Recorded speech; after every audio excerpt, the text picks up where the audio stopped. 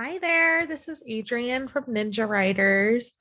I just wanted to take a moment to kind of just show you guys what a self-branding audit would look like. That is one of the very fun bonuses that we're giving away or including in self-branding this year. Trying out is an audit for your branding tools that I believe you can choose to use at any time during the 6 months that we're doing the course.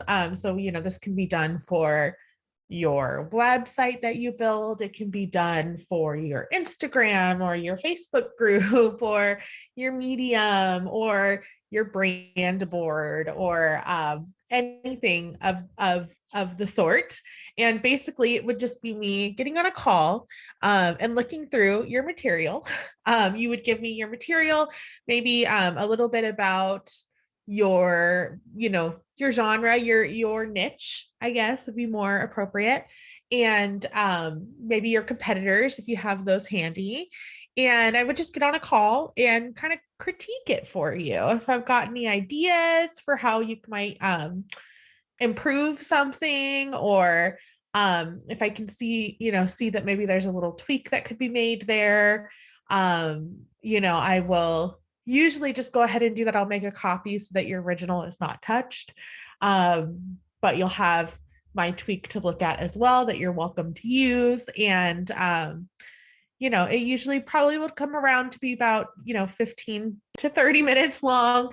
But just a good critique of your um of your branding materials, and that you can take away and use at your leisure. So I am my friend Marilyn.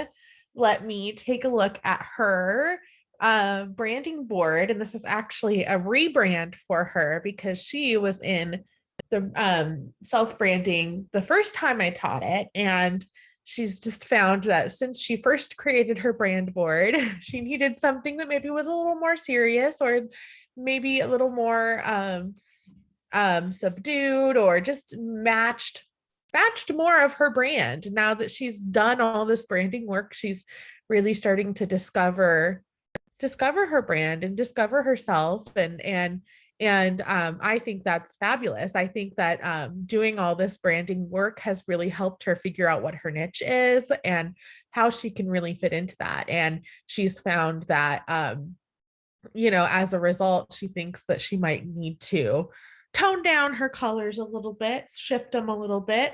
And I think that's great. So, so we're going to take a look at her brand board today, and go from there. So to start, Marilyn is a humor writer and a blogger. She writes a lot about spirituality and also just really fabulous humor, satire, fiction. And I think that is, from my understanding, kind of her focus when it comes to this brand board. Is she's got a novel that she's finished, and she's just thinking ahead as far as how she can promote that novel. And so I think that her branding efforts are lying more in the humor, satire, literature area. So that's what we're going to look at today. She gave me 3 competitors that inspired her as she was creating this. She chose Christopher Moore, Alice Hoffman, and Mark Childress. So we're going to take a look at them. This is her brand board here, so we can take a look at this really quick just to see the kind of colors and what she's got here. And we'll go back and forth between this and her competitors to see what if we feel like it fits in, and we'll start there and we'll go from there. So let's take a look at her colors. I love this color palette. I think it's so pretty. I think it's so like creamy and warm and I think it really fits. I think she's got a nice little mood board down here that I can see where it came from.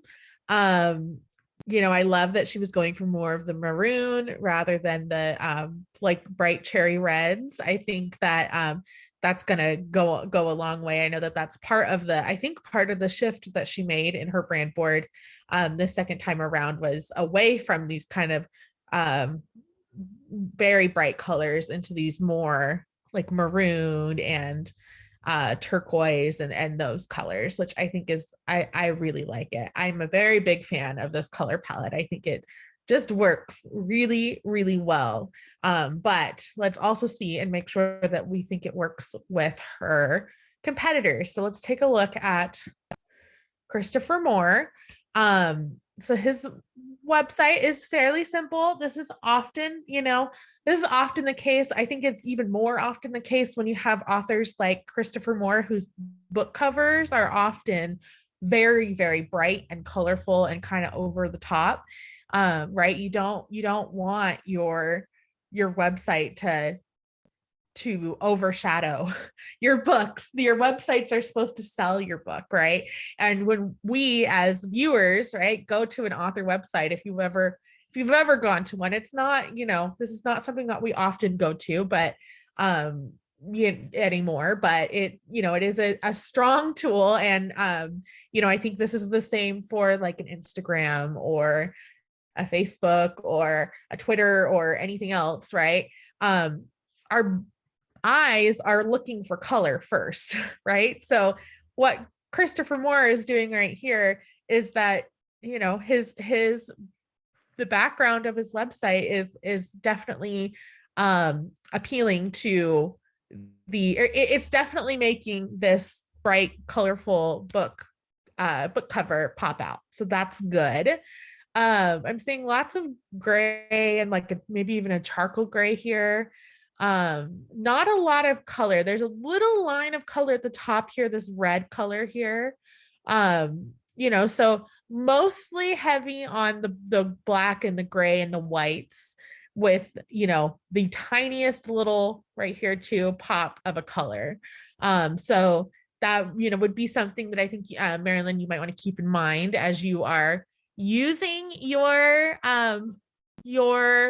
branding, creating your website, doing all that stuff that, at least for Christopher Moore here, he tends to favor a pretty neutral background for his website, with just the tiniest pop of one of the bright colors, so that it really helps his books stand out. So that's Christopher Moore. Let's look at Alice Hoffman. She seems to be very similar. I will say that this seems to be branded for this specific series, and I know that Alice Hoffman has many more books, so we are going to look beyond this first page, because I think that maybe I just want to make sure that this is not she has not branded this specifically for this series here. But just looking at this page, I can see again too, lots of black, some white / really light gray, and just a pop of a color. White down there. Let's go to her books page, and I'm seeing kind of the same thing. So she uses this kind of goldish color, and just a very white background and black text, and a goldish pop of color there. I'm wondering if it's pretty similar all the way throughout. So again, I would just keep in mind, I think your colors are still working here, or, for you, but as when you implement them, you want to probably make sure that you are maybe choosing a color as your main pop of color, and largely going with a pretty clean surface, right? Blacks and whites, and maybe some grays if you want to add that in. But I think you have black and white, which is perfect. So similar, I'm seeing that that's similar to what Christopher Moore is having there. So I would suggest, I think just from looking at these two, that you might just want to select one of your colors to be your main pop of color. That's not to say that in some situations you can go ahead and use the other one, the other colors as well, but you might just pick one that's like your main color. Let's look at Mark Childress. So he's got a lot more color on here. I'm going to say probably to try and maybe look past the photo, right? Um, Sometimes photos I think are like our brain wants to go to them directly to try to figure out what the branding colors are. But they're not, I think in order to find what his like actual branding colors are, right? They're going to be more not the colors in the photos, but the colors around the photos, right? So black and white, and he's got a red here, and this looks, if I look closely, looks like orange to me, and some green. So he definitely has more colors in there. So that's good. That he's got three, which you do as well. If we go to my novels, it feels to me like he snuck in some other colors in his logo here, but it feels like his main pop of color is this green color. So that's something that you could think of as well. That you could use the other two colors in your logo so that they do pop up a little bit, but choose one color to be kind of your main pop of color. What I do like is that his main pop of color is not used in his logo. I think that kind of makes them feel a little separated, which is kind of cool. And not like over the top. So you might think of that. Use one as your main pop of color and the other two in your logo. That could be an option. That's what I'm seeing for color wise there. But definitely, as far as the backdrop goes, very either go with the white or go with the black. I'm seeing lots of white backgrounds here. Very simple. And the reason for that is that I think novels in your genre tend to be pretty colorful. And you want those covers to pop out. So definitely keep that in mind, I think, when you're implementing your color palette. Okay, so let's look at now our fonts here. So something I noticed is that you have this kind of handwritten font, and I noticed that Christopher Moore, was it Christopher Moore? No. Oh man, sorry. I was looking at also, just because I know Marilyn's story so well, that I was thinking when I pulled this up and was doing a little bit of research before I started this call, that Frederick Backman would be a good also maybe competitor for Marilyn to look at. And so I had this in my mind that he also has this um kind of handwritten font as his logo here. And so I had that in my head. So Marilyn, you did not give me this competitor to look at, but I do think that he is somebody who maybe would be in the same niche that you are. So there's that. You can use him if you would like to. But he does also have this handwritten font here. So what Marilyn has, going back to her font, she's got a handwritten font, a kind of typewriter font, and then a sans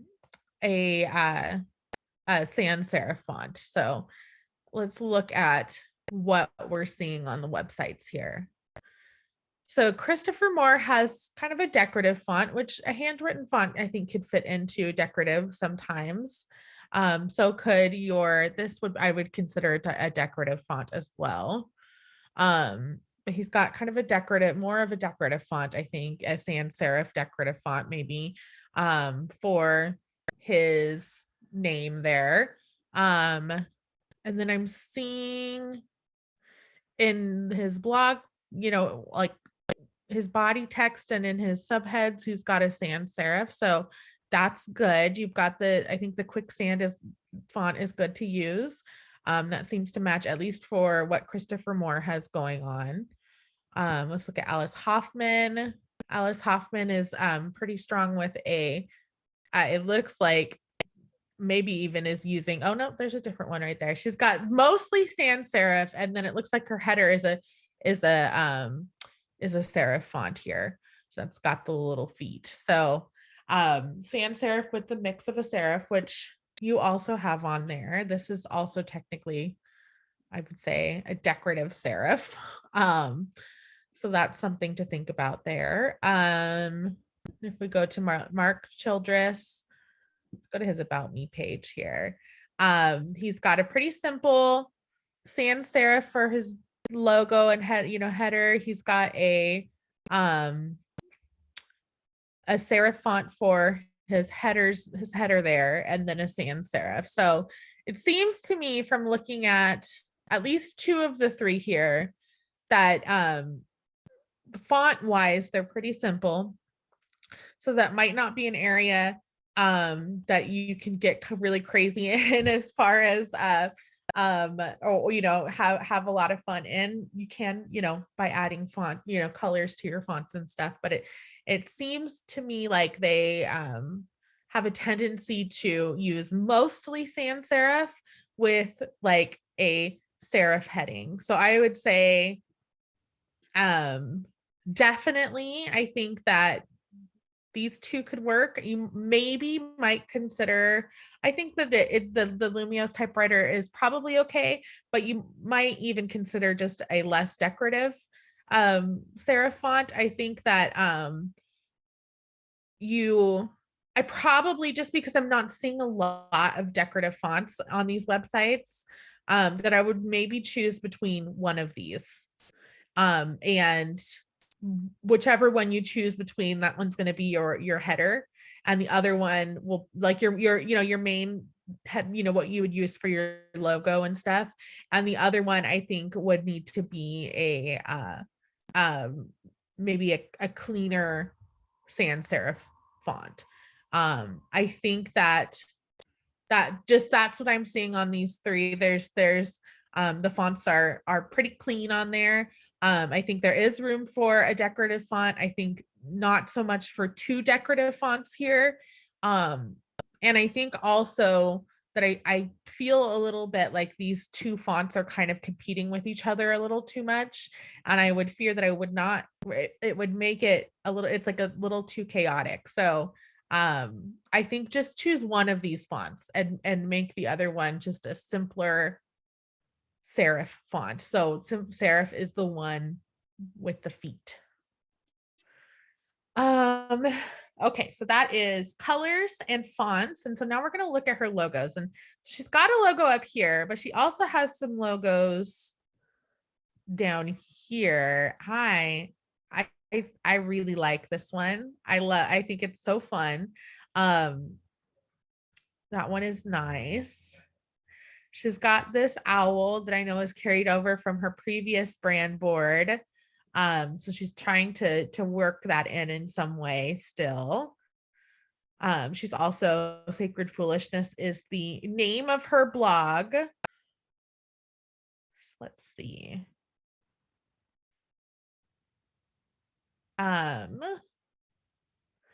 I really like this one. I think, to me, I feel like this one is probably going to be the one that I would say to go with. I think it's just really nice and clean and simple. And I think that I'm going to move this stuff up a little bit, but I think that when you need it, like what you can do here is like this could stand on its own. So you might just have this on your website, but like if you needed on your Substack, you could add the sacred foolishness kind of running along the bottom. I would say make it match up from end to end there. But I think that this one is my favorite one. But I'm gonna also see what fits in with your competitors here as well. This one is bringing back in the owls. Okay. And this one was your original one, which I also really like, but I noticed that you have changed the font, which I think I agree with changing the font. Now that I'm looking at it, I do like the fonts that you have up there better than I think I like your original fonts here. Okay, so let's go and take a look at what your competitors are doing logo wise. So Christopher Moore, very simple. He just has his name here. It's interesting when you hover over it, it turns that red color. Um, so his name kind of stylized. I'm gonna also maybe go over to his Facebook fan page and just see if there's something different there. Your clowning is very on point with Christopher Moore's website as well. Okay, I'm not seeing any other. So that would be his logo, is just the way that his name appears right here. I, very simple. It's just his name. So, that's not to say that, you could use a more decorative logo with different, figures and stuff if you wanted to, on some places, but you might consider also just having one that's just your name and very simple that you could use on your website or maybe somewhere else. Let's look at Alice Hoffman. So again, just her name. So very simple and plain is what I'm seeing here. And then Mark Childress, or we can also let's just take a look at Alice Hoffman's Instagram. Is going to be just a picture of her. She's got no stamp or anything on her photos. Facebook.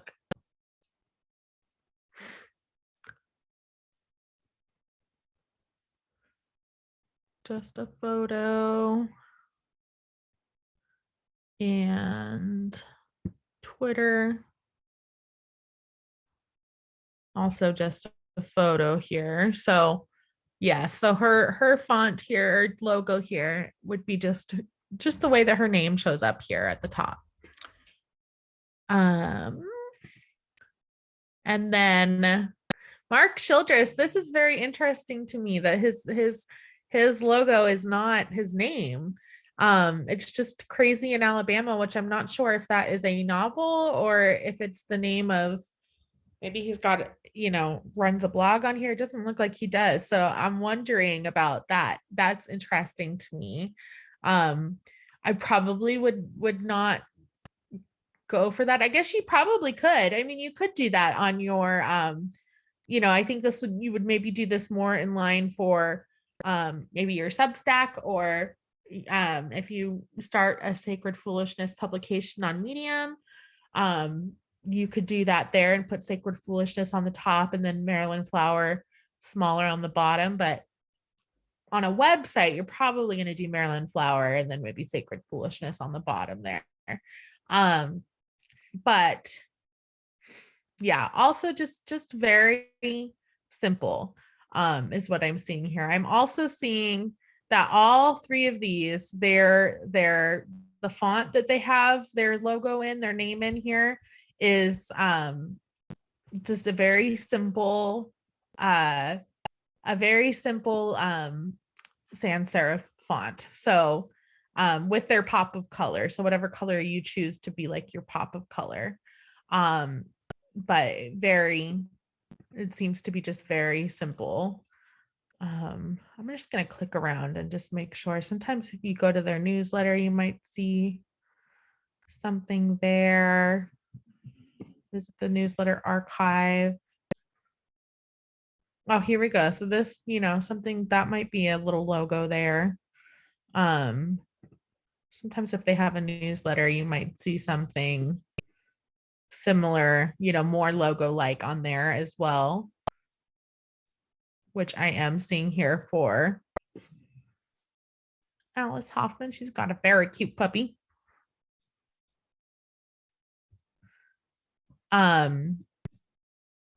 Okay, so she's got a little symbol there, so that's good. So this, means she's got, having one that's really simple and just her name, and then you could have one with a, some sort of symbol, or an owl, or your Zentangle, or something that's going to be that you could use in situations like this. So that's good to see. Let's see if Christopher Moore, Chris's blog. Let's just click around and see if we can see something else. So this is different.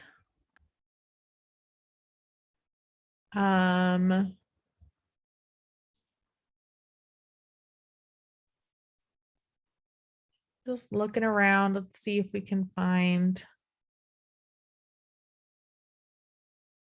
another area where he might have some sort of logo-like thing in use. Nope. Oops, I did not mean to do that. All right, let's go back to Christopher Moore.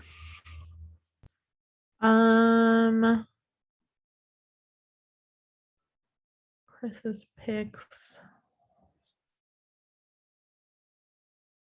Interviews. FAQ, contact.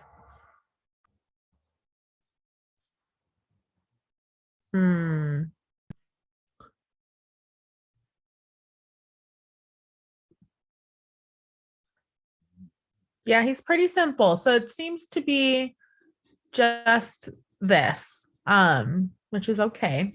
You know, very easy on you. Let's look really quick at Mark Childress and see if he's got a logo somewhere else as well.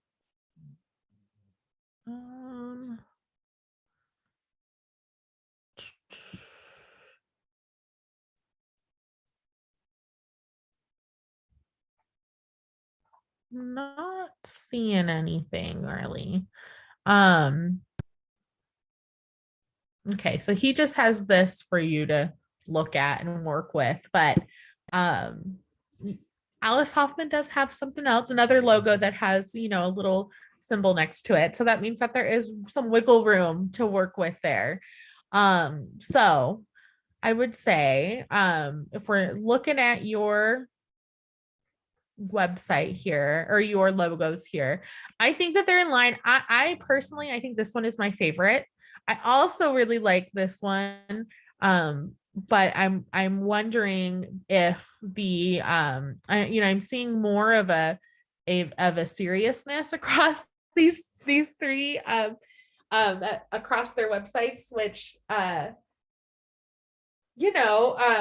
is interesting for humor writers and or just for magical realism and all of that as well. That's interesting to me, but also you just want to make sure things are not competing with your book covers. So I think that this one would maybe be a good one to use for something like a newsletter or something that's not going to be so much in competition with your book covers. It's very colorful and also just a very interesting thing to look at. And so instead of my eyes being drawn down to your book cover first, I would fear if this were on the front page of a website that my eyes would be drawn to this instead. So I think there's room for you to use it somewhere, but probably not like on the front page of a website. I think at the same time, you probably would just have your name on the front page of your website. So there's that too. And you probably would just have it. I'm gonna just copy this and bring it down to this blank page so you can see here. You probably would have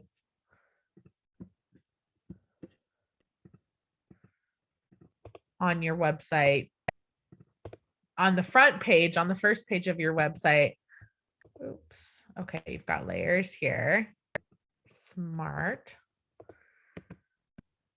And there we go. It probably would just be something like this. Lots of layers.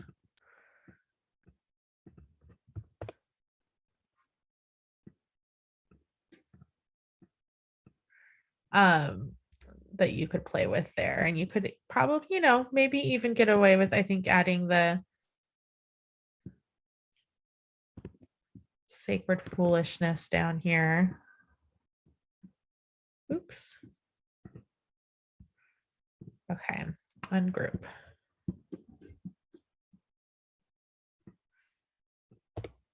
If you wanted to, like, you know, Mark Childress also had a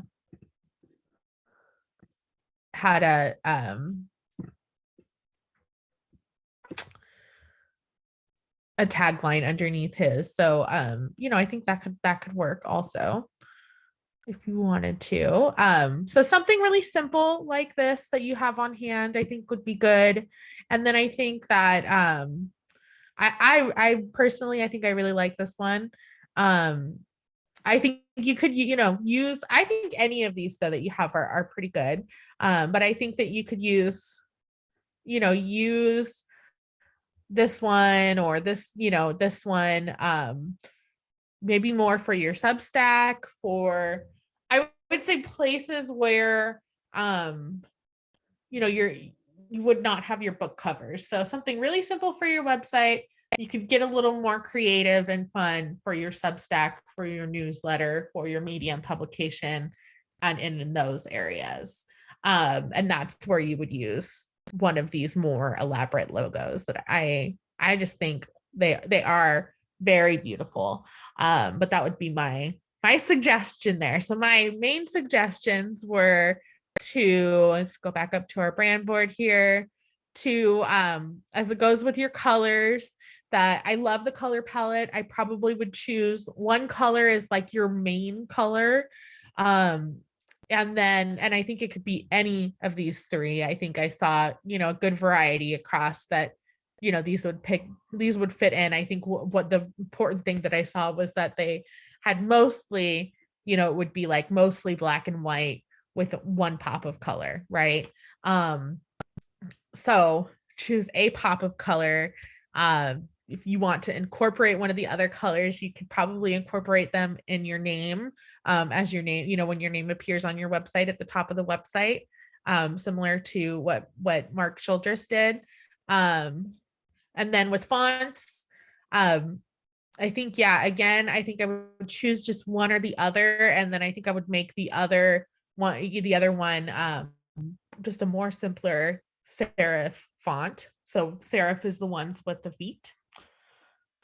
And then logos, have something very, very simple for your website. And then you could use these more elaborate ones for your Substack, for your newsletter, for your Medium, for your Instagram, all these other places as well. So I think you did a fabulous job though, Marilyn. Thank you for sharing this with me and letting me do this.